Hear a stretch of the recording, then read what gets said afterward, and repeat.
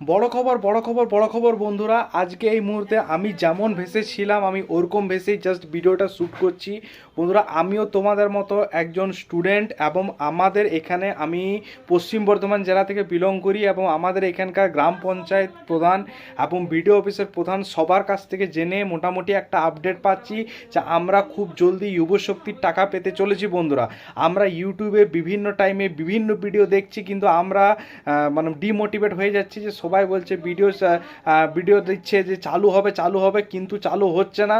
কিন্তু বন্ধুরা, আমি জেনুইন খবর পেলাম এবারে পরের মাস থেকে যতটা সম্ভব, এই মাসে সেরকম কাজকর্ম চালু হয়নি, কিন্তু এই মাস যদি না হয় সামনের মাসে ফর্ম ফিল আপ কমপ্লিট করে যতটা জানতে পারছি জুলাই মাস থেকে আমরা টাকা পেতে চলেছি। হ্যাঁ, সরকার বলছে জুন মাস থেকে টাকা পাবো, এটা সত্যি, কিন্তু যতদূর আমি জানতে পারছি যে জুলাই মাস থেকে টাকা দেওয়া চালু হতে পারে। তো তোমরা ঘাবড়াও না, তবে এটাও ঠিক যে জুন মাসও চালু হয়ে যেতে পারে এবং কোনো কিছুর পরিবর্তন হবে না, সরকার যেমন বলেছে তেমনিই করবে।